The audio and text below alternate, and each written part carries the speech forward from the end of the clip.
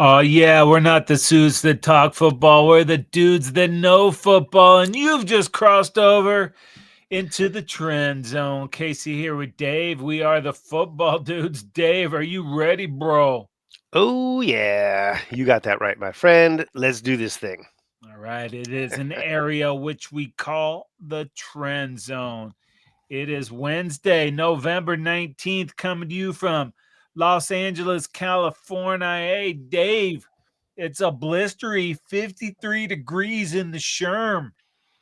Yeah, 56 down here on the west side, and that has been chilly today. A little Chilly. windy with a cold breeze there. I had to wear long pants. All right. You know it's Wow. winter in LA when the Were you in your shorts flip fall off. flops? Yeah. Hey, I put pants on, but not taking my flips off. Come on, man. Woo. All right, then. It's not that cold. Okay. All right. In today's episode, we'll talk about some must-see TV. The 42nd time must be a charm, Dave. This is going to do it. Some brutal injuries, Oh, boy. a little bit of Survivor. Our fantasy go back starts of the week, and all of the awesome games from the upcoming week. But Great. Dave, we cannot take a trip into the trend zone without a tasty nug for the peoples. Tell me what you got, brah. All right, then. On CBS this past weekend, Casey, 28.89 million watched the Chiefs-Broncos game. A nail biter that came down to the wire. One on a last-second field goal there. That was a good one. 20 minutes before that was the Fox regional competition, which was an awesome game also. At least on paper it was. And it turned out pretty good, too. The Seahawks and Rams. But obviously, when you're going national, you're going big. And the Chiefs and the Broncos and the seasons that they're having, and certainly an interesting season indeed for each of these football teams. Yeah, the That playoff just bound Chiefs. at this point, not so much. What? If the playoffs started today, the Chiefs would have been wedged out of the playoffs. So at their 5-5 record, whereas the Broncos sitting at 9-2, believe they would conceivably have the number one seed in the NFL. Crazy, man. Each year. That's why the NFL kicks so much ass.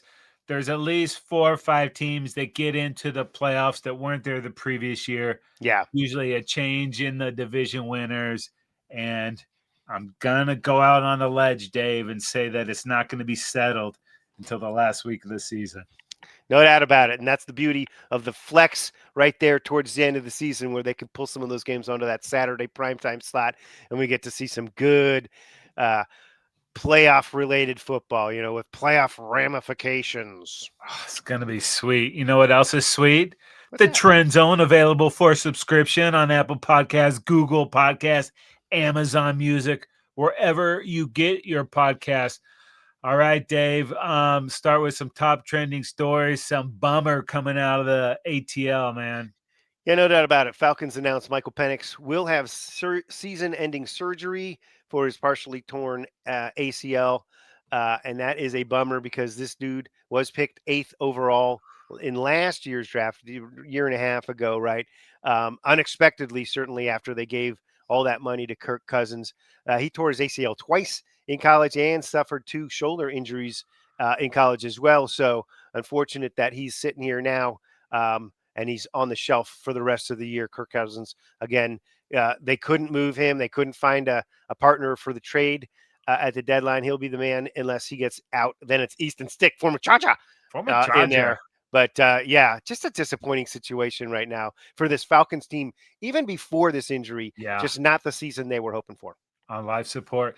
And Dave, we were watching all the action on Sunday, and we noticed that Shedeur Sanders came into the game. We're like, what the hell are they doing? They're setting this guy up for failure, dude, because we don't have the volume on all the TVs. We didn't know what had happened. Yeah, Sanders obviously inserted into the game when Dylan Gabriel went down with a concussion. That concussion is ongoing as he's still in the protocol. Sanders, in his first NFL action, came in and went 4 for 16 for 47 yards and a pick. Also got sacked a handful of times for huge losses, it seemed like. So he's looking forward, Sanders, because he's the guy. They've named him for next week. The concussion is ongoing for Dylan Gabriel. He'll be the guy moving into next week, but he'll at least get all the reps with the starters, hopefully, and he believes he's the man. That's what he has mentioned recently. So hopefully he'll be more He's prepared this got a week. watch, Dave. Oh, That look makes at it look that, really cool. huh? That looks pretty good. Yeah. So nonetheless, Casey, the hope is there that this is going to be the guy. At Of least course. right now, going into this week, the first Browns quarterback that'll get a start, right, to win his debut start since Eric Zaire in 1995. That is 17 other rookies have started games since Zaire without picking up a victory. Sanders will be overall the 42nd starter for the Browns since they returned to the NFL in 1999. Just brutal. And what the hell were they doing? Like in preseason, Kenny Pickett got all those reps, so did Flacco, and they Right. trade both of those cats. And now they're expecting a fifth string quarterback to come out there Yeah. and do some magic. That picking that game is disgusting me, but we'll get to that in a little bit. Rams are getting hit with some injuries as well. Yeah, bummer. They put on IR, they put Quentin Lake, the safety, offensive tackle Rob Havenstein, and then tight end Tyler Higbee. All of these guys banged up. Higbee with an ankle, Havenstein with a knee and ankle, and then Lake went under surgery, went under the knife for a dislocated elbow on Tuesday. So, yeah, those guys are all out for 4 games or more. And this one hurts me in one sense because it's a former Sooner, but a current Eagle. But this is a big time loss for the Eagles. Yeah, Lane Johnson has the Lisfranc sprain. They haven't officially noted anything, but he's likely to go on IR. In fact, there's a chance that he could miss 4 to 6 weeks if he's in the good scenario. The bad scenario is that it might be his foot is still swollen or whatever, and they need to be able to get better X-rays there to determine if it's going to be a season-ending surgery Ugh. for him instead of just the 4 to 6 week stint on IR, which would have him back for the playoff run there, which obviously they're headed towards. So it'll be a huge difference there. Obviously, in the near future, they will be missing him as they play your Cowboys. Unfortunate for you, right? And then the Bears, Chargers, and Raiders. Oops, caught a break there as a Charger fan too. But yeah, tough break there. Fred Johnson, Casey, taking over. So seems Doesn't like a Fred little drop Johnson off. work in the cubicle next to Lisfranc at the office? Right. No, dude, this is a different team when Lane Johnson's out. Their record He's a is beast. substantially worse. Yep. So it's bad timing for them, but lucky the Eagles have built a little cushion Yeah, there in the certainly. NFC East. All Yep. right, Dave. Do we need to talk Jets? Hit these, I guess, Okay. Kris real Boyd quick. was shot. Unfortunately, he was in Still had to play. stable, but critical. Still Yeah, a Jet. they were short on guys. They still put him out. No, he's shot. He actually was in stable but critical condition. The shooter is at large still, so they're still looking for information. They don't have any motive there. Also on the Jets, Tyrod Taylor will start for the Jets versus the Ravens. They bench Justin Fields in favor of Tyrod Taylor, even though Fields is on that 2-year, $40 million contract, and they're guaranteeing him in 26, they're guaranteeing him at least $10 million based on that contract. Doesn't look like that has panned out right now. Is this a benching for the rest of the season? It kind of feels like it is, but we'll see. Yeah, it seems like they would want to go with him just to know for sure and Right. to try to lose all those games. All right. Yeah. Jamar Chase, a little hawk Tua, dude. Not cool, bro. Yeah, this is a terrible bummer. Of course, he spit, and now he is suspended. That's the new norm. So, which was set early in the season in your Cowboys Eagles game there when dude spit on Dak and got himself ejected from that game. This one's going to cost almost $500,000. It's $450,000 plus a little bit more incentives or something. So the financial ramifications are pretty stunning too. But he's not going to be out there, and it's a big game. Obviously, every game right now for this Bengals team is kind of like a must win moving forward. So it's a bummer not to have a dude like that out there, fighting for you. Yeah, it's weird because Jalen Ramsey on the Steelers defense made him spit, but all the players on the Bengals defense make him barf. Okay. Well said, sir. All right. Poetic. A little history to be made this weekend, perhaps actually tomorrow night on Thursday. Yeah, Josh Allen's next rushing touchdown will break Cam Newton's NFL record for quarterbacks. Rushing touchdowns, that is. Last week he had 3. That got him right up to the tied mark. That was his 73rd, 4th, and 5th touchdowns. So if he can run for another touchdown, and when they get there inside the 1, he's kind of like a obvious choice for them. So hopefully he'll get that one this weekend. We'll see. He's already the all-time rushing touchdown leader among quarterbacks if the playoffs are included. Newton had only 2 in the playoffs, but Allen has had 7 in the playoffs. So his actual total, including playoffs, is 82, and that is first among all quarterbacks in NFL history. Wait, what's this saying here? Little Orphan Annie, instead of kisses, we get kicks. What are you talking about? What's this Hard Knocks Life stuff? That's right. NFC East Hard Knocks starts on Oh, December 2nd, Casey. For those of us who are still tuning into the Hard Knocks, I myself find it a little burdensome at this point in time. It was awesome when it first came out, and now I have had a hard time dialing in the last handful of seasons. But hey, NFC East, man, could be exciting, could be fun. and we talk about global domination, ultimate goal of the NFL.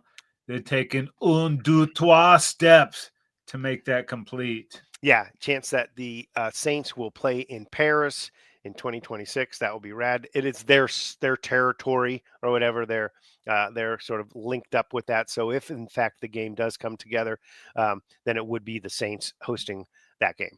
I want to see like the ref be some kind of French mime with the cigarette and the beret. Oui, That is my fantasy, Dave. But speaking okay. of fantasy, it is time for total fantasy domination. Give me a quarterback. Yeah, my quarterback is your quarterback for That's the right. Cowboys and for the Buffalo Bills. 317 passing yards. We already mentioned it. The 3 rushing TDs to go along with 3 passing TDs and 2 pass interceptions. Thank goodness they negated a couple of points off there. 40 rushing yards there. What an incredible game, though. 6 touchdowns for Josh Allen. I know, dude. And it started with both of those picks. I was like, oh, great. So. This is not going well. Right. And it went very well. He found his rhythm. And of course, Dave, I bet you can guess who was the ultimate fantasy dominator running back. Well, we were watching it all together there. It was, of course, Sean Tucker. Sean Tucker. He's a bad mother Tucker for Bolt Action and the Tampa Bay Bucks. 106 rush yards, 2 rush touchdowns, 36 receiving yards, and a receiving touchdown. Yeah. And how about at wide receiver, Tetairoa McMillan there for the Greenbud Packers, and on my bench in my other league, also the Carolina Panthers, 130 receiving yards and 2 receiving touchdowns. And how about Kittles and Bits, baby? George Kittle for Bolt Action in those 49ers. 67 receiving yards and 2 receiving touchdowns. All right, Dave, it's time for our fantasy go back starts of the week. If you could go back in time, tweak that lineup, could you have won and got more points? I could have. I had a pretty dud weekend with my Chargers highlighting my lineup there with Herbert, Keenan Allen, and Rondé Gadsden. Had I replaced them with Aaron Rodgers, T. Higgins, and A.J. Barner. T. Higgins again, Dave. I know. When are you going to learn? When am I going to learn this? This is 3 weeks in a row. I would have gained 18.1 points. That would have put me up to 126.2 far from 108 point something or other. That would have gotten from 5th place to 1st place into the money. Where the money you is. tried to knock me off of that perch because I, of course, had the high score at 120 points. But, Dave, I had the foresight and the brains to pick up Mike Wilson from the Cardinals, but I didn't have the cojones to play him, and it ended up costing me 14.5 points. Wow. Still plenty enough to beat the Chuckles, but had you started T. Higgins, had I started Mike Wilson, we'd been having a different conversation. But also want to beat my own horn real quick. I won my inaugural guillotine league. Nice. In my other league. It was a lot of fun. I encourage all our listeners to try this next season. I'm going to push it in our UFL world, set it up. It was a good time. It's over 12 weeks in, but I'm leaving with a pocket full of cash. So Nice. everybody wins. And your roster by the end, it was sick. Yeah, So I bet. yeah, it was pretty fun. All right, Dave, time for Survivor 3 Strikes. Last week's most Yes, sir. popular correct pick was The Patriots over the Jets. That was 45.5% of the people on board with that train. last week's most popular incorrect pick was Atlanta over Carolina, and that was less than 1%. So it wasn't a very deadly weekend fantasy or survivor wise at all. all right. Who can you hitch your wagon to this weekend? All right, I got a number of them that I like here, Casey, and these are what the people like. So, but if you've got these teams left, that's the thing. That's why we give you a handful to choose from. Baltimore over the Jets, that's 32 plus percent. Seattle over Tennessee, that's 26 plus percent.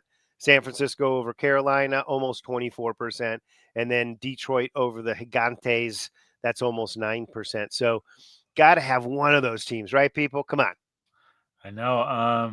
Could that San Fran Carolina be kinky? I don't know. Ooh-wee. CMC going back to Carolina. I don't know. Oh yeah, good point. Maybe. Who knows? We'll see. But Dave, enough of this fantasy crap. Enough of this Garbage. Survivor 3 Strikes crap. Yeah, Let's get do it. to the real action, baby. It is week 12 in the NFL. Whoa, week What? 12? Yeah, week 12. It's slipping away. Okay. Whew. The best and worst part of the year. Flying through it. We're We're getting flying through it. The Thanksgiving games flying up on us. oh Oh my goodness. The playoff implications. Oh, every which way. starting to get toy like a tiger. Yeah. And we still have a handful of teams on bye this week. The Dolphins, Broncos. Wait, you got Chargers lost. Your Chargers and the Mhm. Commandos all Yeah. on bye this week. But Dave, let's go ahead and get this thing started on Thursday Night Football. It is the Buffalo Bills at the Houston Texans, and the Bills are 3.5-point favorites in this one. Yeah, and how about this Bills squad? We talked about it briefly, obviously, in the fantasy section there, but they got things off to the wrong foot. It looked like Josh Allen was going to have a crappy game as he could, through two ill advised interceptions early in that game before he righted the ship, and everything came together in a huge way for the Bills. And they end up dominating the Bucks, which is this was one of our premier matchups from last week, 44-32. What dominate might be the strong word there because this was a real excellent football game. But this and the Bills did give up a lot defensively. They still got run on like they have been, but it was just that what they did offensively was enough to overcome all the stuff that the Bucks were doing. You know, they did give up over 100 yards rushing to Sean Tucker, as we mentioned in the fantasy preview there. But Josh Allen with over 300 yards passing, the two boneheaded interceptions early, and then he throws for three pass touchdowns and runs for three pass touchdowns. Ends up having a fantastic football game. They didn't run the ball well. With Cook under 50 yards, Josh Allen with 40 yards himself. So not a great it was just like Superman kind of material with Josh Allen, and he just carried the team with him, and he was able to outduel Baker. But this Houston defense is going to have a little bit more resistance, I think, to being trampled over like that. Yeah, Houston's defense has been playing really good football. Part of the reason they've won a couple in a row, they squeezed one out in Tennessee last week, 16-13. Davis Mills with 2 wins in there for CJ Stroud. Stroud's going to miss at least one more week here. So Yeah. hopefully Mills can keep this going. And the Texans season was kind of puttering on the edge of being over, and they found a way to win these last couple of games. And with the Colts having to play the Chiefs and the Jags having a tough game as well, they find themselves kind of Right trying to there. sneak back in the picture. But Yeah. it's going to be difficult with those Bills coming to town on Thursday night. But you mentioned, man, that defense for the Texans is playing incredible football right now. No doubt about it. This is going to be a tough battle, and we'll see if Davis Mills, who's been playing halfway decently, can kind of guide this Texans offense against that Bills defense, and if they can get any kind of running game because they've been running the ball pretty well there with the dude from USC. Who am I thinking of? With for The Texans there, yeah, Marks and Mark. Chubb. Yeah, and Chubb. So we'll see. Obviously, we don't know anything about um, Mixon if Mixon. he's I ever going know. to come back. But if he could come back and these guys get enough W's in there, they could find themselves right in the mix towards the end of the Just don't season. turn the ball over, man. That's what Mills has been doing. He's been taking care of the football. And you Yeah. mentioned the offensive numbers haven't been great, but that defense is. But just don't turn the ball over. You're going to be in games. Yep. All right. Up next, Casey, you're going to take care of business here on this. It's the Seattle Seahawks rolling into Tennessee and looking to take care of the Titans in this one. The Seahawks on the road are favored by 13. Dave, just when in my mind, I anoint the Seahawks as a legitimate Super Bowl contender, man. They come down to SoFi, and guess what? That is not Sam Darnold's favorite place to play football. I No think, way. 7 interceptions in the last 2 games Yeah. that he's played there. Wow. And despite those 4 picks against the Rams, they were right there with the last close. second field goal opportunity, 60 yards. If they've been a little shorter, might have been able to get it. But overall, dude, this Seahawks team is playing incredible defense well. Just too many turnovers last week. The team still believes in Darnold. And Yeah. I think that Seahawks defense is going to cause fits for Cam Ward and those Titans, man. It is going to be brutal. It worries me when a team's a double-digit lead, favorite, because the other team tends to wake up. But Seahawks need to bounce back after that brutal loss in the division to the Rams last week. Yeah, and Tennessee has lost a ton of games in a row. They are, I believe, positioned to be the number 1 seed in the NFL. And all Sam Darnold has to do, like you said, they almost beat the Rams with 4 Sam Darnold interceptions. Just don't throw a pick, and you should be fine here, Seahawks. All right, up next, it is the New York Jets at the Baltimore Ravens, and the Ravens are 14-point favorites. Yeah, and after losing their first 7, the Jets won 2 straight, which was exciting for Jet fans. They were getting back on board, right? And then they lost again this weekend to New England, divisional there, 27-14. And again, with Fields throwing for just 116 yards, it was a pretty dreadful passing performance. He did run for 67, but scored a touchdown there. But Jets running backs held under 70 yards.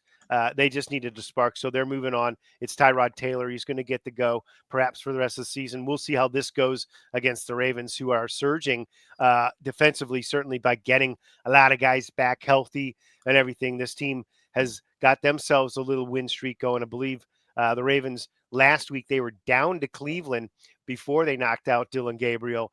And then ultimately, they were down right towards the end of the game when they needed a hurricane, which is the name of the play that they called when they were doing the fake Tush push. Tush push. Thank you. And Andrews rolls out of the side. Ricard blocks for him. Phenomenal play call. And he runs for a touchdown. Lamar ends up throwing 2 picks in that one, which was not good.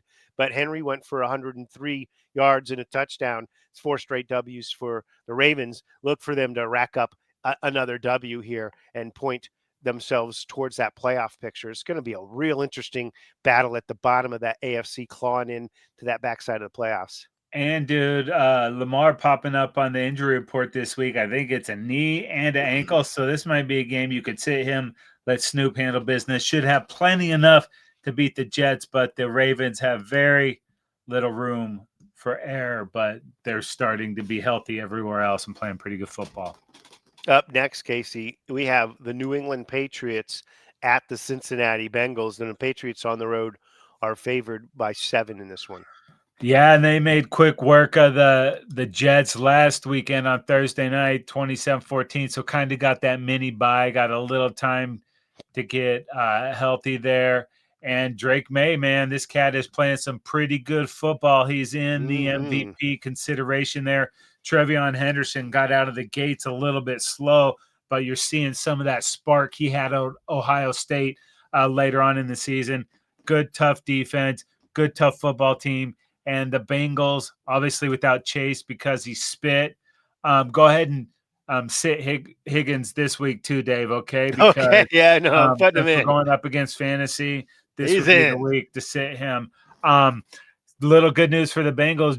Joe Shiesty back at practice. His window is open. I don't know how close he is, and I don't know how much sense it makes to bring him back late in the season if they don't have a legitimate chance to get in there. But we shall see what happens. But Yeah. yeah, If they drop this one and go to 3-8, they think they have him opened his window for return. He'll probably come back anyways, just because he's a gamer and he's a competitor. But they'll be little too late there. New England on an 8-game win streak. These Bengals on a 3-game losing streak. These teams heading in the wrong direction, opposite directions. Let's put it that way.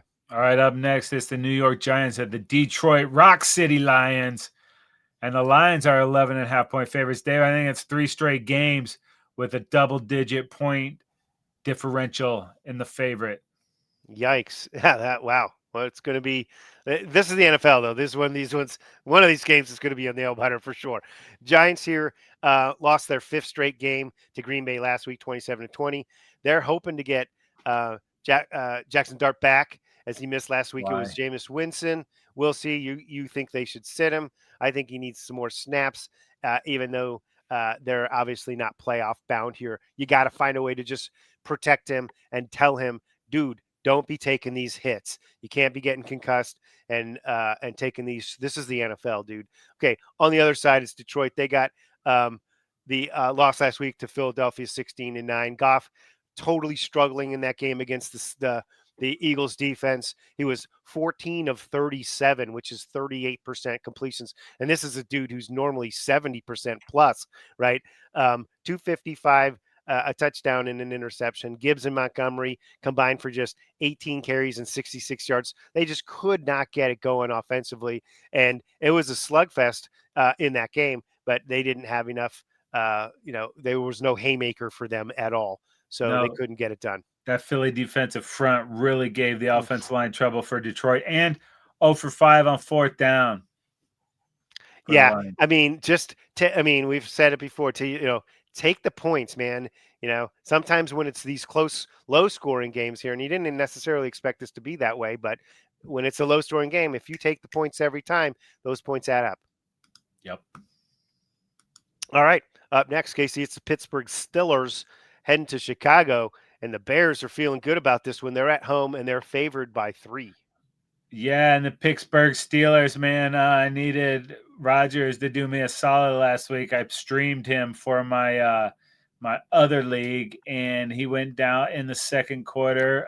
They need him back for this one because Pittsburgh got to put together some wins. So Mason Rudolph came in and was actually pretty good. Sparked him a little bit, got a little bit out of the running game with Jalen Warren. But, man, this is a game that actually both these teams really need to win. But the way it's going, that we see what's happening in the AFC North, Steelers need to kind of right the ship. Even though they won last week, didn't feel great about it. But it's been hit or miss with this defense. We've seen them get a lot of pressure on the QB and seen them not. This would be a week that they need to get that pressure, but also stay disciplined because it seems like Caleb's starting to figure some stuff out at this Ben Johnson offense. Yeah, and on the other side, we've got the Chicago Bears here. Bears last week coming off a win over the Vikings. It was a game that they got 2 picks on J.J. McCarthy. That was the good news there. Didn't really do a great job. It felt like a game that they were going to lose, and yet right near the end, they put together a special teams return that got them in position. They gave up what would have ostensibly been the go-ahead touchdown for the Vikes with less than a minute left. They get a huge return, and a couple of plays later, they kick the game-winning field goal. Again, 16 of 32 for Caleb Williams. That's not a good. That's exactly 50%. Not good enough at all. His quarterback rating, 68.9. Swift did run the ball for 90 yards. Not a bad deal. But Monangai there also with a touchdown on a not that great of a running game, less than 2 yards per carry. Ultimately, this Bears team did just enough to find a way to win, and remarkably, they're sitting at 7-3 right now on top of their division, and it's just like, who saw that coming? Um, Maybe this is a corrections weekend or something, and they regress a little bit to the mean. But this is at home, and the Bears have plenty, if they play a really good football game, to beat this Steelers squad coming in. Yeah, you mentioned the numbers aren't great for Caleb, but man, he's getting it done in the fourth quarter That's the for key, these squads. And like you right? said, the Bears in first place, not the Lions, not the Packers. Not what we Definitely not thought the at all at Vikings. the beginning of the year. Well, speaking of Vikings, how about this? It is the NFC North. The Minnesota Vikings at the Green Bay Packers, and the Packers 6-point favorites. Right, and we just talked about these Vikings, but on the other side of that game, they came up short against the Packers. J.J. McCarthy does throw 2 picks in that one. They did have a decent running game performance there for their running backs, but between Mason and Jones. thank you. Yeah, Aaron Jones, of course. They racked up 15 yards there and a touchdown. But McCarthy, again, just like same numbers as Caleb, 16 of 32, oddly enough, both quarterbacks hitting exactly 50%. But with the 2 picks to his just 1 touchdown, McCarthy was just a 47.7. He thinks of himself as a cork that's about to pop off of a wine bottle or a champagne bottle or something, as I he's prefer mentioned. the twist off lids on my wine, Right. Dave. I like it. Would you care to smell the bottle cap? Right. I mean, I'll tell you what, though. Um, this is a huge, huge game right now for the Vikings sitting at 4-6. If they want to find a way to surge here at the end and be in this picture for the playoffs, this would be an enormous, enormous victory going into Green Bay and taking care of business here. Yeah, dude, and it's not like the Packers have been playing great football. They've been winning some games, but it's not been Yeah. that impressive. Last week, Jordan Love went out for a couple series. He came back in and did finish strong, but Josh Jacobs went out and did not come back. So he's kind of been the saving grace for this whole Packers offense so far this season.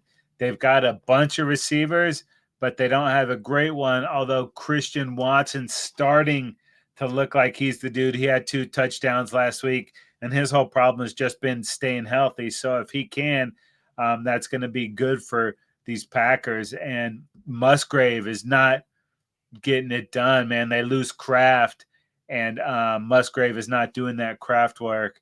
Yeah. Defense is pretty solid. They were struggling against the Giants, so it took some late game heroics to get this. So it's divisional, and anything can happen. But this is the game that the Packers can't mess around with and lose to the Vikings. Yeah, no doubt about it. This Vikings team has been too inconsistent. And the Packers, if they've been too inconsistent too. So it's like, which team is going to show for each of these squads? The Packers certainly, when they look good, they can beat anybody, it seems like. But that Packers team was what we saw a glimpse of at the beginning of the year, and now they're just seemingly hit and miss. We'll see what happens. Yeah.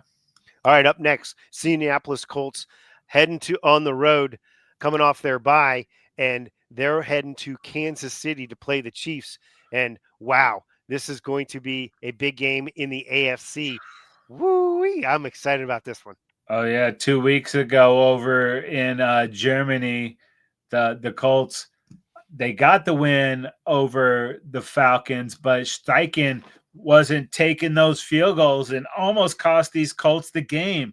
I get it if it's like a 4th and 1 and you're close, but like sometimes, analytics say to go for it. Well, what do the analytics say when you go for it on 4th and 4 and you don't get it, and that causes you to lose? Ask the Lions last week. What did the analytics say? Because they were 0 for 5 on 4th down. So sometimes just take your points when they're the gimme, but they did find a way to get that win. They come off the bye a little bit rested. Daniel Jones has had some really good games and some okay games, and Jonathan Taylor's had a bunch of great games. Speaking of, when he was over there in Europe, baby, 32 carries, 244 freaking yards, and Woo! 3 touchdowns. So I think the bye came at a good time for these Colts, but they're going to need every bit of firepower to go beat these Chiefs, who are reeling and at home and desperate, dude, for a win.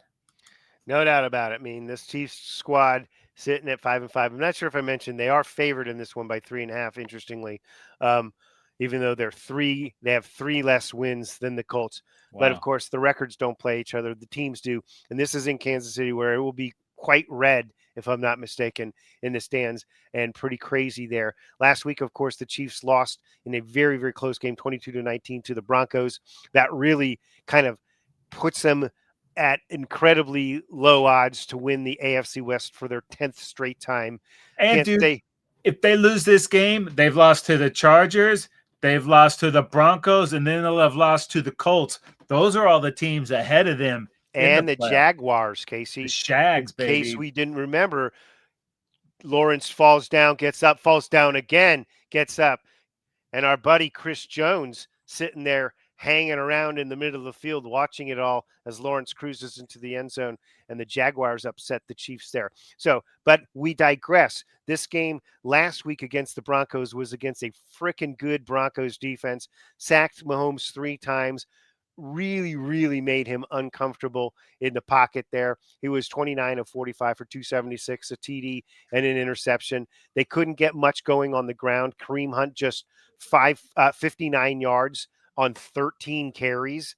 I mean, are you kidding me? Mahomes threw it 45 times. That even if you're Mahomes and that's your guy and everything, you still don't want that kind of disparity between the run game and the pass game. Kelsey did break one off for a big touchdown, which you I thought expect, you were saying though. he took a dump. He broke one off. Okay. Well, nonetheless, this game is absolutely in the desperate category for the Chiefs right now. They are sitting at 5-5 in a three-way tie with Houston and Baltimore, teams that are out of the playoffs. Jacksonville at 6-4 in the playoffs is the spot that they would be aiming for. And of course, obviously, still in the wild card situation, the Bills at 7-3, the Chargers 7-4. This is an enormous game for these Chiefs, which is why you got to sit there and think, as good as this Colts team is, and if they play their best game, they are a really good football team. But the Chiefs are the more desperate football team. Dave, I need even more desperation than that. Give me real desperation. How about the Cleveland Browns at the Las Vegas Raiders? Casey, both these teams come in here at 2-8. Yeah, they got to both either one of these teams has got to run the table for a sniff at the playoffs. They're much closer to the number one pick, Casey. The Raiders, though, are at home and they are favored by 3 in this game. Dude, I couldn't pick this game to save my freaking life, bro. I have no idea what's going to happen. Shedeur's going to get the start, and that went very poorly for him last week. But there couldn't be worse circumstance to come into a game than against the Baltimore Ravens at halftime, getting no reps during the Right. week. So, of Yeah. course, he was going to struggle. The Browns, man, it is going to be so hard for them, but they have a great defense. Yeah, they do. Last week, Myles Garrett, how many times did he sack Lamar? It's like 3 or 4 times, and he's Yeah. got 7 or 8 sacks over the last couple weeks. So that could be a factor for these Brownies.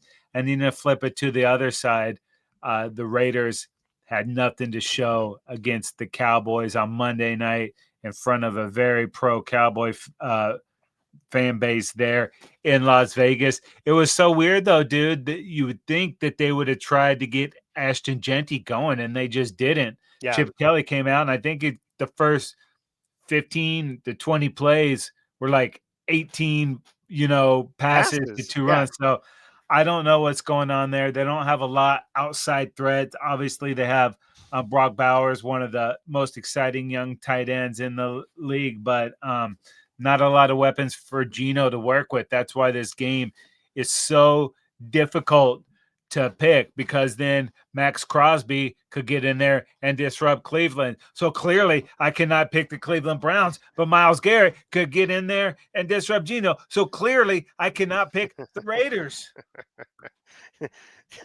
Never death when this is still down on the line. All right, Okay. Dave, let's get out of the slums, bro. How about the Jacksonville, kind of Jacksonville Eh, Jaguars at the Arizona Cardinals, and the Jags are 2.5-point favorites. Yeah, regrettably, I have to admit that the Jacksonville Jaguars, let's go with 2 weeks ago when they against the Houston Texans were dominating. I think it was 29-10 or something like that, 26-10. I don't know what. In any rate, they gave up 26 fourth quarter points and blew that game to a divisional opponent to allow the Houston Texans to still be alive right now, or certainly closer to being in the mix. And now I go to last week where they Ugh. absolutely rebounded by destroying my Chargers. It seems like the Jaguars just have the Chargers numbers. Certainly, they crushed us 35-6. It They wasn't even that close. It was the worst game that Justin Herbert, I believe, has ever played in his professional career. Right. Certainly one of them. And the Jaguars ran all over the Chargers for nearly 200 yards and 3 touchdowns. If they can get it going like that, they're a team that can really, really put together a run. They're sitting at 6-4. They're in the playoff hunt, not the hunt. They're technically in the playoffs right now as a wild card team. And heading to Arizona, again, this Jaguars team is kind of one of those Jekyll and Hyde type teams. Heading to Arizona, they have no business but to go in there and roll the Cardinals. But let's talk the Cardinals real quick. They got smoked last week by the 49ers, 41-22. Run game for the Cardinals held to just 36 yards. That's nothing, man. Brissett forced to pass 57 times. Unbelievably, he was 47 of 57 for 452 yards, 2 touchdowns, and 2 picks. Huge numbers, just not enough. And the Niners just basically, it wasn't really that close. He was just slinging it all game long. They need to balance it out. They need to be able to run. Unfortunately, DeMercado is out, and Marvin Harrison is still out in this one. So a lot of those are some big time players.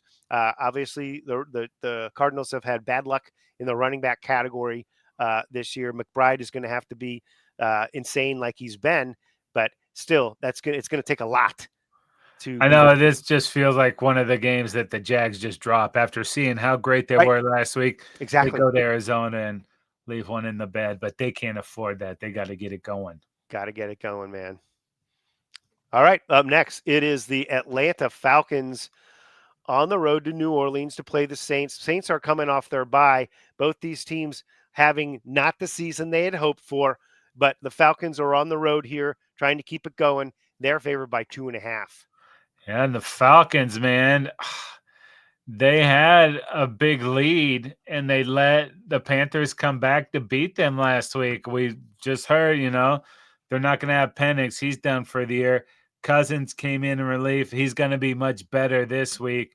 Bijan did have a monster game, 100 rush yards and 2 touchdowns, and throw in 40 receiving yards. I think Drake London's going to miss this one, and that's unfortunate because he's coming off a 7-catch, 119-yard game. But overall, just a disappointing season for the Falcons. They got swept by those Carolina Panthers, and the Yeah. Saints coming off the bye the week before, they beat those Panthers 17-7 on the road.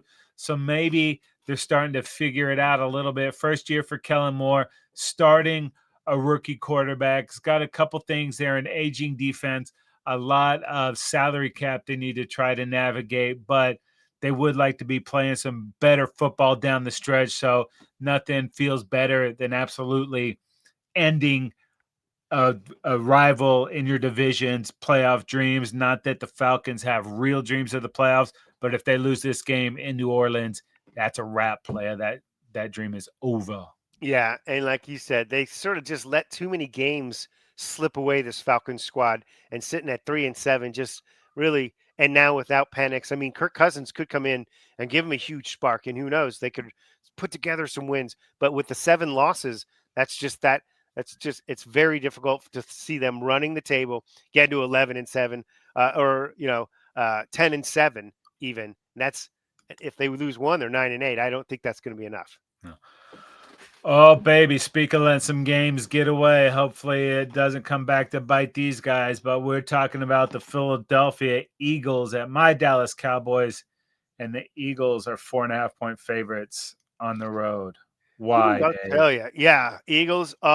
are finding ways to win football games here, and they've been struggling all year, and here they are sitting at 8-2, wondering what's wrong with this Eagles offense, and they still have not really hit their rhythm. Their defense, as we mentioned previously last week, against against the Lions in a 16-9 victory, was really dominant, and the Lions offense is awesome, but so is this Cowboys offense coming in.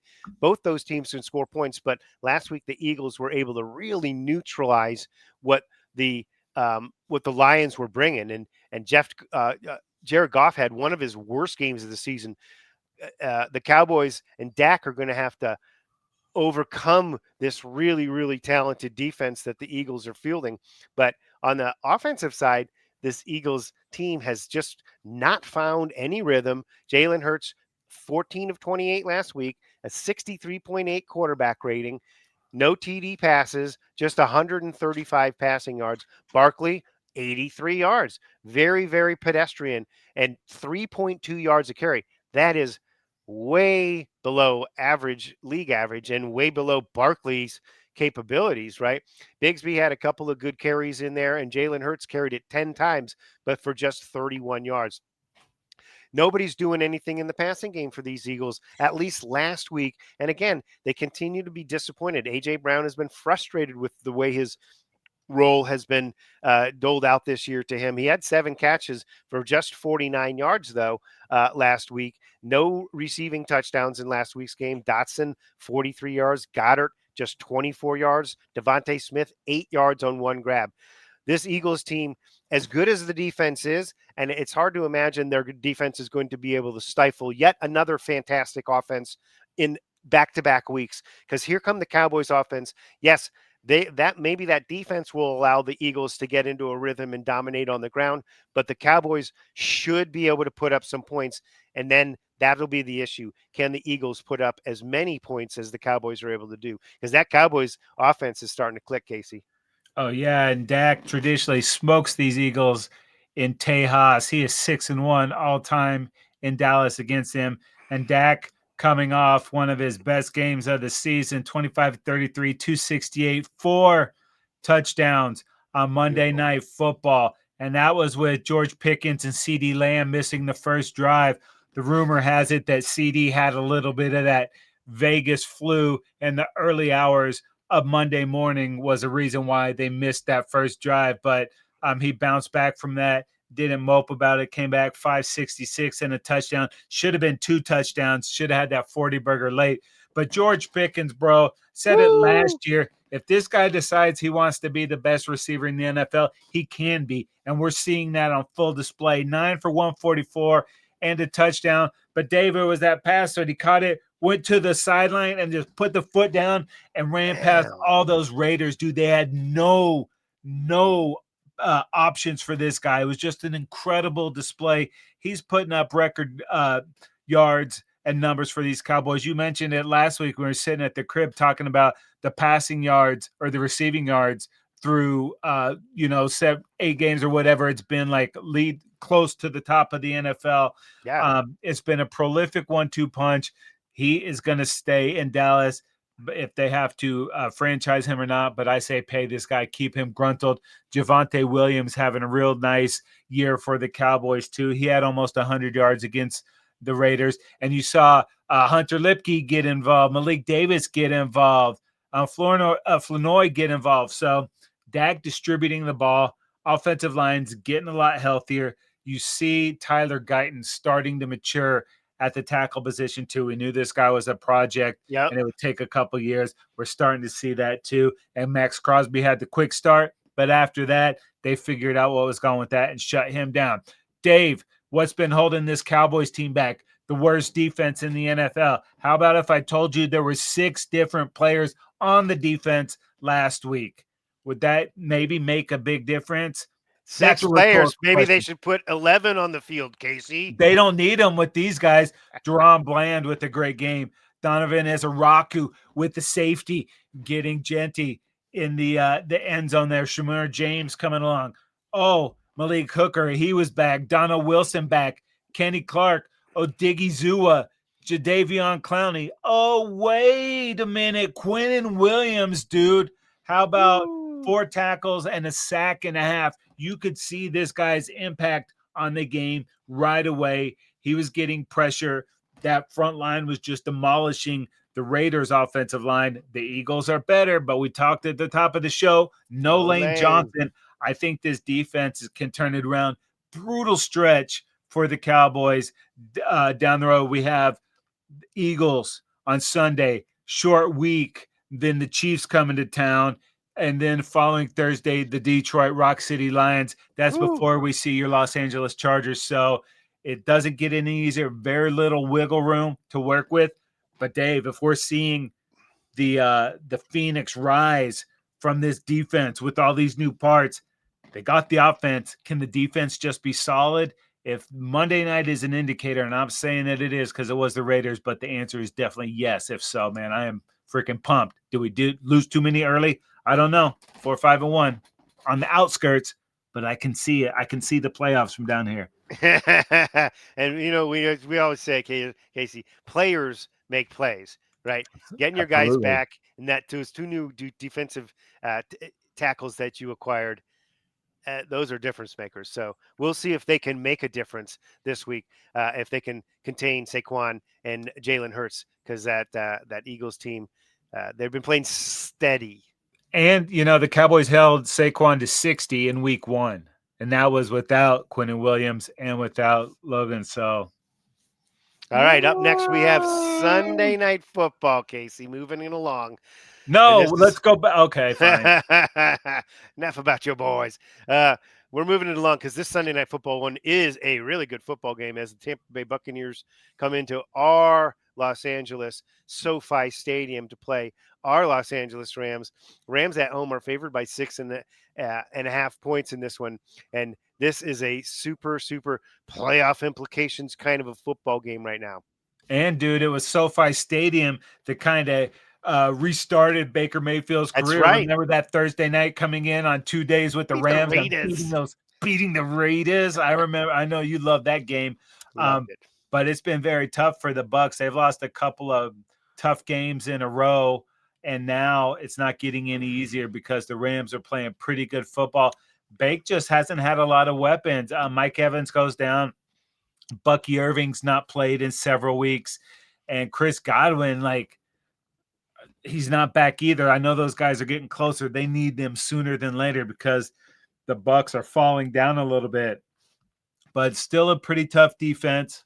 Baker's trying to keep it going. We mentioned Sean Tucker out of nowhere. Maybe that's going to be the spark that helps this run game going. But the Bucs, desperate for a win, dude. If they lose 3 in a row, I still think they can take that NFC South, but Carolina's creeping right there too. And I know those guys play at least one more time. So the Bucs got to figure out a way to stop the bleeding. So maybe some of that SoFi magic will get Bake shaken again. But these Rams are tough, and Matt Stafford is playing some pretty damn good football. Yeah, he is. But let's start with this Rams defense, which is crazy fucking athletic on the front 4, man. Boy, those guys get after it. And last week, 4 interceptions they forced on Sam Darnold.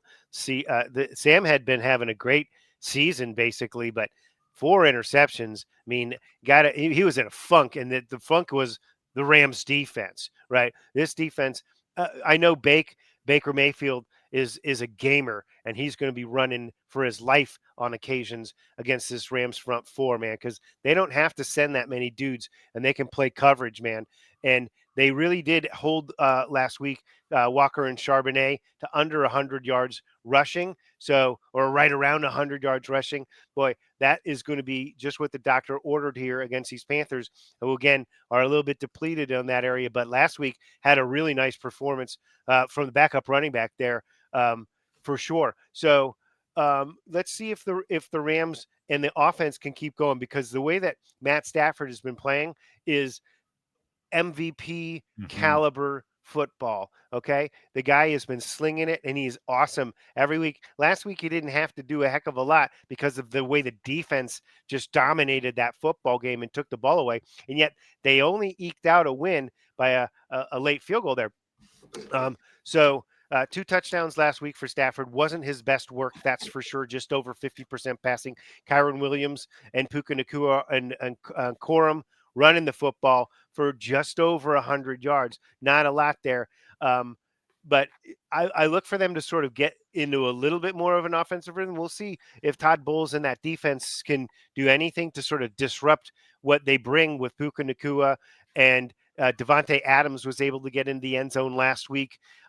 It's just a really nice balanced attack with the 2 running back tandem there, and a slew of tight ends there. I do believe they're down 1 tight end going into this weekend, but still have Higbee and Parkinson. Parkinson had a touchdown pass last week. This Rams offense rather, has got a lot of different options to attack with, and at home protecting SoFi Stadium, home field Whose advantage. house? Yeah, was that Rams' Whose house? Oh, Rams' right. house, That's right. and shared with the Chargers, but mostly Rams' house in this case. All right, Dave, this doesn't feel like a big game. And when I say What? the words, it doesn't seem like it is, but it actually is a huge game. It's the Carolina Panthers at San Francisco 49ers, and the Niners are 6.5-point favorites in this game. But Dave, what's going on with these 6-5 Panthers, bro? Yeah, wow. I mean, this Panthers team kind of wins one, loses one. It feels like at the beginning of the year, we're like, they're just it's disappointing because this isn't the Panthers team that ended last year. They started off a little sluggish there, and then put together a handful of wins. It's like, okay, these guys are gaining confidence. But last week it was a really, really nice performance out of the quarterback Bryce Young. Okay, let me get these numbers up for the people here. Where are we at here? Boom. Panthers, 31 of 45, 448 yards. Yeah, that's right. I said 448 yards for a quarterback rating of 123.2, 3 touchdowns, no picks. Bryce Young letting it rip. And the running game wasn't there, although we know lately Dowdle had a couple of monster games in there. They get Hubbard kind of back into the mix there, but they weren't running the ball exceptionally well last week against the Falcons, even though they were able to pull out the W 30-27 in that game. But man, McMillan, the rookie, 130 yards and 2 touchdowns, as we mentioned in the fantasy segment, really, really had a breakout game. And they're going to need more of that, because heading into San Francisco is the way the Niners are playing. They get their quarterback back, but I'll let that for you. But this Panthers team, they've surprised us this year at how good they've played, and this would still surprise me. But if they can go into this San Francisco 49ers football team and steal a win here, that would do a hell of a lot for them heading towards the playoffs. Yeah, and you mentioned the up and down, frustrating, bad enough to lose to the Saints, good enough to beat the Packers in Lambeau. So what are we going to get on this? If Right. last week was a barometer, man, a Panther fan has reason to be stoked, because last week Jacoby Brissett threw all over these 49ers. Yeah. And Mike Wilson was completely open. So maybe Tech can have a big day, but that Niners defense is missing Fred Warner and Nick Bosa. So that's really impacted that defense. But they got Brock Purdy back last week. You mentioned that. He's missed most of the season, but he was pretty good last week. I think he had 3 touchdowns in that game. Yeah, 19 to 26, only 200 yards, but 3 touchdowns, but took care of the football. Yeah. CMC having go up against his former team, 81 yards and 2 touchdowns on the ground. And then he had 40 yards and a touchdown through the air. George Kittle, his best game of the season, a couple touchdowns. Juwan Jennings has been solid. Ricky Pearsall got back out on the field. So Mac Jones did a great job holding it together until Purdy got back. Yeah. And he had the right mindset too. Is like, you know what? I know what my role is on this team, and it was to do this until Purdy got back. So maybe they can turn it around. There has been a lot of injuries on these Niners, and they still got a bunch of dudes banged up, but they're sitting there at 7-4. So this is an actual critical game for both of these teams. So lots of playoff implications on this, especially how thick that NFC West is with the Seahawks and the Rams as well. And the Rams kind of trying to distance themselves from both of these teams after they split with the Rams, the Niners did. And I believe they have one more with the Seahawks already beating them. So don't mess around with these Panthers. Get that home win and kind of stay pace at the top of the NFC. But hopefully it's a good game, and, it's looking like it should be. Yeah, and the Niners were very lucky and fortunate to have Mac Jones playing as well as he was, because that toe injury that Purdy has, that's a type of injury that only gets better with rest, and he was able to take that rest. He said he felt great playing through that game last week, and he had a nice football game.